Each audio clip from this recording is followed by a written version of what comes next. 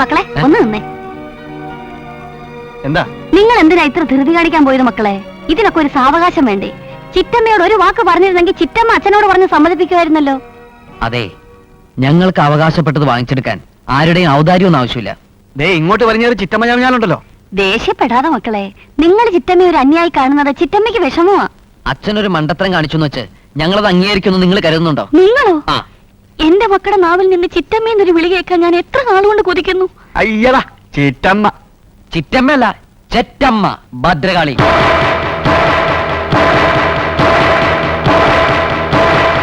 అవన్రా నేను భద్రగాళి. నిన్ను ఎలా దారికి తీసుకురావాలో నాకు తెలుసు. కొంచెం స్నేహం చూపిస్తే తల మీద తెక్కుతావా? దరిద్రుడా, మూర్ఖుడా, పిచ్చి వరవ, జాగ్రత్త. ആഗ്രഹടാ. എനിക്ക് നിന്റെയൊക്കെ പെങ്ങളാകാനുള്ള പ്രായം പോലും ഇല്ല. എന്നിട്ട് നിന്നെയൊക്കെ ചിറ്റമ്മ എന്ന് വിളിക്കാൻ അനുവദിച്ചത് എന്റെ മനസ്സിന്റെ വലിപ്പം കൊണ്ട്. అయితే నేను భద్రగాళి కదరా. ఒక్కసారి కాదు 100 సారి నిన్నే చిట్టమ్మ అని పిలిపించాని. నేను గుంటూరు గారి పార్వతిని. నా ముళ్ళ మాట్లాడడానికి నువ్వింక పెరగలేదురా. విన్నవారా? కుక్కుల, పిల్లిగా, గాడిదల. ഇപ്പൊ എവിടെ പോയടാ നിന്റെയൊക്കെ നാക്ക്? പോടാകത്ത്. ഇനി ഇവിടെയെങ്ങാനും നിന്റെയൊക്കെ ശബ്ദം കേട്ടാൽ നാക്ക് വീഴെടുക്കും ഞാൻ. പോടാ, പോ.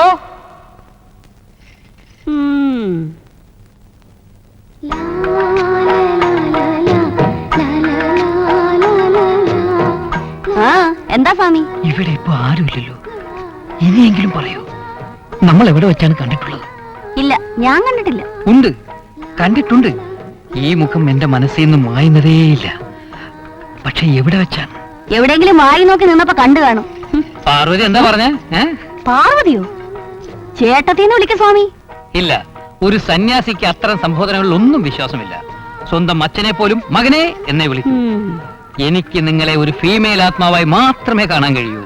എന്നെ കൊണ്ട് വെറുതെ തെലുങ്ക് പറയിപ്പിക്കരുത്. സന്യാസിയാണെന്നൊന്നും ഞാൻ നോക്കത്തില്ല. నేను గుంటూరు పార్వతి జాగ్రత్త. కాదండి, నేను మిమ్మల్ని చూస్తాని, അവനുണ്ടി കച്ചി തങ്കി చూస్తాని. ഞാൻ കണ്ടിട്ടുണ്ട്. എവിടെ അത്? അല്ല, എന്താ ഭാഗം വെപ്പൊക്കെ കഴിഞ്ഞില്ലേ? സ്വാമി ഇവിടുന്ന് തിരിച്ചെഴുന്നള്ളാറായില്ലേ? എല്ലാ ലൗകിക പ്രലോഭനങ്ങളിൽ നിന്നും വിമുക്തനായി കാഷായം ധരിച്ചു നടന്ന എന്നെ സ്വത്ത് മോഹിപ്പിച്ചു വീണ്ടും പ്രലോഭനങ്ങളിലേക്ക് വലിച്ചഴച്ചത് അണ്ണനാണ്. ഇനി രണ്ടിലൊന്നറിയാതെ ഞാൻ പോവില്ല. ഈ രണ്ടിലൊന്ന് എന്ന് പറഞ്ഞത് നിന്റെ മരണം?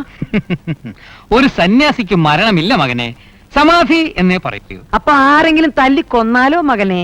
അതിനും സമാധി എന്നേ പറയൂ മകനെ. അതിന് സമാധി പറയാ? ഈ പണ്ടാരത്തിന്റെ മുഖം എവിടെയോ കണ്ടിട്ടുണ്ടല്ലോ. എവിടെ? ഷെയർ ചെയ്യാൻ പറ്റിയൊരു സാധനം. ഇനി ഇവിടെ നിൽക്കാന്ന് പറഞ്ഞാൽ അതിൽ പര നാണക്കേട് വേറെ ഇല്ല. ഇന്ന് രാത്രി തന്നെ നമ്മൾ ഇവിടെ ഇറങ്ങണം. പിന്നല്ലാതെ ഈ ആട്ടും തുപ്പം കെട്ടി ഇവിടെ കഴിയുന്നതിൽ ഭേദം അത് തന്നെ. എങ്ങോട്ട് പോകാനാ? നിങ്ങളുടെയൊക്കെ വീടുകളിലേക്ക്. അല്ലാതെ എങ്ങോട്ടാ? അതുമല്ല, നമ്മൾ അവളെ പേടിച്ച് ഇവിടെ ഉള്ളതെല്ലാം ഇട്ടെറിഞ്ഞിട്ട് പോയാലേ നന്നായിരിക്കും. പിന്നെ അവകാശമില്ല അവൾക്ക് മാത്രമാവുമല്ലോ. പ്രേമവിശ്വാസിയായിട്ടൊന്നുമല്ല അച്ഛൻ എന്നെ ഇങ്ങോട്ട് കെട്ടിച്ചയച്ചത്. ഇവിടെ ഏതാണ്ടൊക്കെ ഉണ്ടെന്ന് അറിഞ്ഞിട്ട് തന്നെയാ. അതും കളഞ്ഞേച്ച് അങ്ങോട്ട് ചെന്നാലേ അച്ഛനെ രമയ്ക്ക് അറിയാഞ്ഞിട്ടാ. അല്ലെങ്കിൽ തന്നെ നമ്മൾ ഇവിടുന്ന് ഇറങ്ങി കൊടുത്താ അവൾ ഒന്നുകൂടി ജയിക്കത്തല്ലേ ഉള്ളൂ. ഇവിടെ നിന്നുകൊണ്ട് തന്നെ ഫൈറ്റ് ചെയ്ത് അവകാശങ്ങൾ പിടിച്ചു വാങ്ങിക്കണം. അതാ ബുദ്ധി. അതിനെന്താ ഒരു വഴി?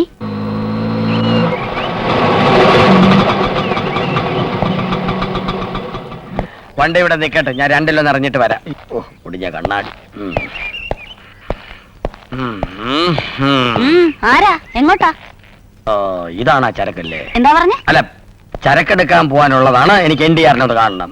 മനസ്സിലായില്ല. നമ്മൾ പരിചയപ്പെട്ടിട്ടില്ല, അതുകൊണ്ടാ മനസ്സിലാകാത്തത്. ഞാൻ പൗർണമിയുടെ അച്ഛനാണ്, പരമാനന്ദൻ നായർ. നമസ്കാരം. പറഞ്ഞറിവേ ഉള്ളൂ. ഇത്ര ചെറുപ്പമാണെന്ന് അറിഞ്ഞില്ല. അകത്തേക്ക് ഇരിക്കാലോ? ഇരിക്കണം. ഇരുന്നുറച്ച് സംസാരിക്കാൻ തന്നെയാ വന്നത്.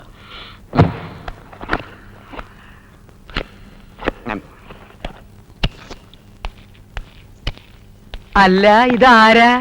വരുന്ന വിവരത്തിനൊന്ന് ഫോൺ ചെയ്ത് പറഞ്ഞിരുന്നെങ്കിൽ ഞാൻ കാർ അയക്കുമായിരുന്നല്ലോ. പാറു, രമണന്റെ അമ്മായച്ചനൊരു ചായ എടുക്ക്. ചായ തന്നെയല്ലേ കഴിക്കാറ്? പിന്നെ എന്തൊക്കെയുണ്ട് വിശേഷങ്ങൾ?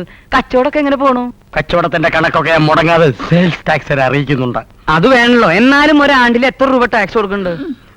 ടാക്സിന്റെയും ടാക്സിയുടെയും കണക്ക് ബോധിപ്പിക്കാനല്ലേ ഞാൻ വന്നത്. പരമാനന്ദൻ നായർ ചൂടിലാണല്ലോ. അതെ, ചൂടിലാണ്. അത് ചിലപ്പോ ഈ ഡ്രസ് ഇട്ടാവും. ഇത് എവിടെ തയ്ച്ചത്?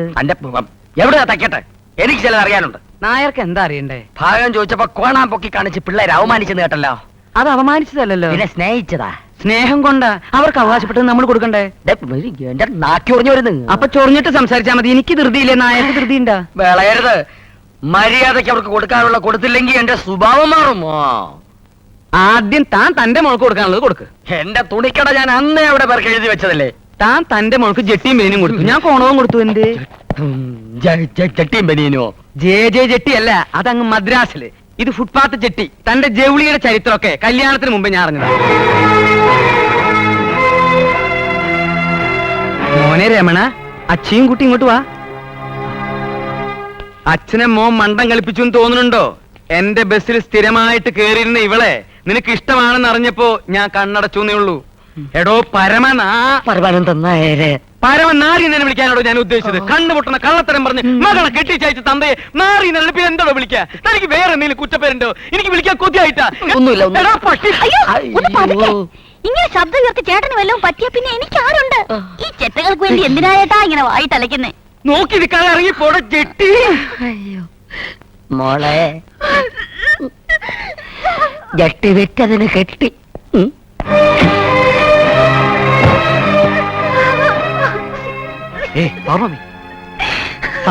കരയാതെ മോളെ. തൊട്ടുപോയി തന്നെ തുണിക്കട കൊണ്ട് ലക്ഷപ്രഭു എന്നൊക്കെ പറയാൻ ഞങ്ങൾ പറഞ്ഞു. ഇല്ല. എന്നിട്ട് എന്റെ അച്ഛനെ നിങ്ങളുടെ അച്ഛനെ ആട്ടി ഇറക്കിയപ്പോ നിങ്ങൾ മാർത്തൊരു അച്ഛനും മിണ്ടിയോ? പാവങ്ങളാണെന്ന് കരുതി ഇങ്ങനെ ആക്ഷേപിക്കരുത്.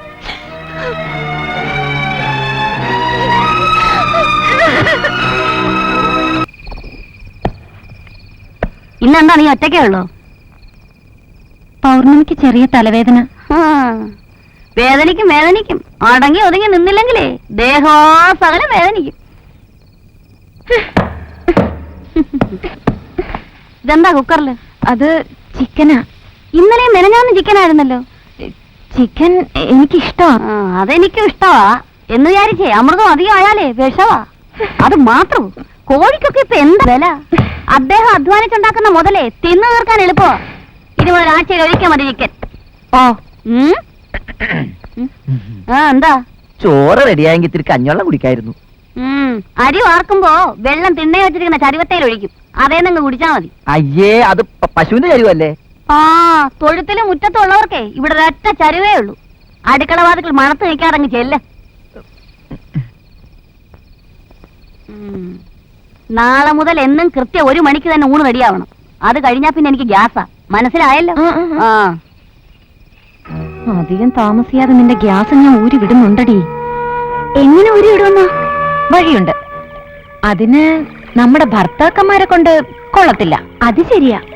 പക്ഷേ ഗുണ്ടൂരുകാരി പാർവതിയുടെ പീഡനത്തിൽ അമർഷം പൂണ്ട മറ്റൊരാളുണ്ട്. അയാളെ പിടിക്കാം. ആരാ അയാള്? ആഹാ, അതിന് വേറെ ആളെ നോക്കണം. പെണ്ണുങ്ങളുടെ ആളത്തിനുള്ളാനെ എന്നെ കിട്ടൂല. ഒന്ന് നിക്ക് പറയട്ടെ.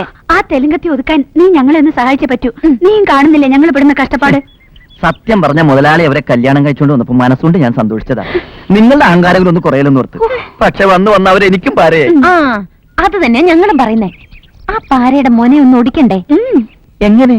കുറഞ്ഞതൊരു 6 മാസം മുറി വിടാതെ കട്ടിലിൽ തന്നെ കിടക്കണം. അതവര് കിടക്കുമെന്ന് എനിക്ക് തോന്നുന്നില്ല. അയ്യോ, നമ്മൾ അവരെ കിടത്തണമെന്ന്.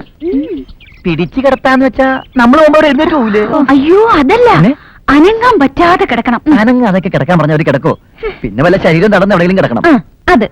അത് തന്നെയാ ഞങ്ങൾ ഉദ്ദേശിച്ചത്. ആ, അങ്ങനെ പറ. അതിന് വഴിയുണ്ട്. പിള്ളവാദം വരണം. മുതിർന്നവർക്ക് പിള്ളവാദം വരൂ?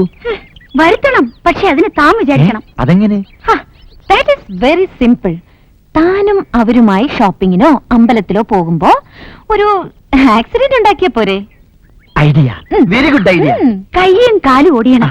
അരയ്ക്ക് കീഴ്പോട്ട് തളരണം. അയ്യോ, അത് എളുപ്പമാ. ഒരു പ്രൈവറ്റ് ബസ്സുമായിട്ട് കൂട്ടിയിടിച്ചാ പോരെ? സൂപ്പർ ഫാസ്റ്റ് ആയിട്ടാണെങ്കിൽ അവിടെ ക്ലോസ്. Thank you. എന്ന് നാളെ തന്നെ അതിനുള്ള തയ്യാറെടുപ്പ് തുടങ്ങിക്കോ. Okay okay okay. ആ പണി നടക്കത്തില്ല. അതെന്താ? അവര് തട്ടിപ്പോകുമ്പോ വണ്ടി ഓടിക്കാൻ ഞാനും തട്ടിപ്പോവില്ലേ? അത് സാരല്ല. സാരമില്ലെന്ന്. അങ്ങനെ ഇപ്പൊ താൻ ചത്ത മീൻ പിടിക്കണ്ട. പിന്നെന്താ ഒരു വഴി? നിങ്ങൾക്ക് ഇപ്പൊ എന്താ വേണ്ടത്? കൊച്ചമ്മയെ തളർത്തി കിടത്തണം. അത് ശാരീരികമായിട്ട് തന്നെ വേണമെന്നില്ലല്ലോ, മാനസികമായിട്ടാലും പോരെ? മതി. പക്ഷെ എങ്ങനെ? വഴിയുണ്ട്. മുതലാളിക്ക് കൊച്ചമ്മയിലുള്ള പാമ്പം പാലം പോലത്തെ ഉറച്ച വിശ്വാസം തകരണം. അത്രയല്ലേ ഉള്ളൂ. അത് ഞാൻ ഏറ്റു. സത്യം? മംഗലം വീട്ടിൽ മാനശേശ്വരി ഗുപ്തയാണ് സത്യം. ഞാൻ ഏറ്റു.